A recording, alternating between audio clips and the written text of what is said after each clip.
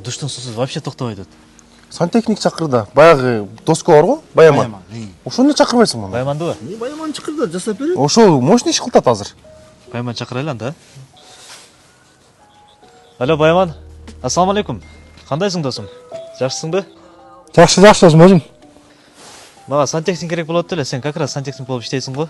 Ооба, иштейм. Душтун суусу вообще токтобой атат. Келип оңдоп берчи. Жанагы Лаз маз бирагылам. Ооба.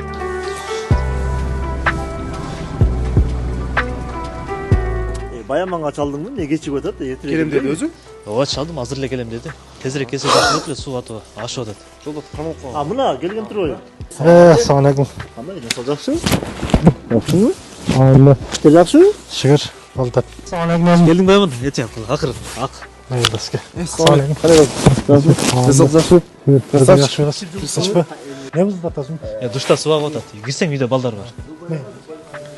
Аппак суккамды кир кыла жаздады. Бул кийим го, Кудай тоо кылдым мен.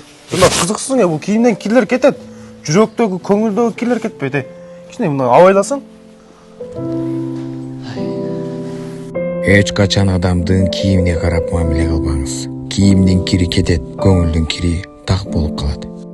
Кир кийимдин ичинде таптаза жүрөк болушу толугу менен мүмкүн.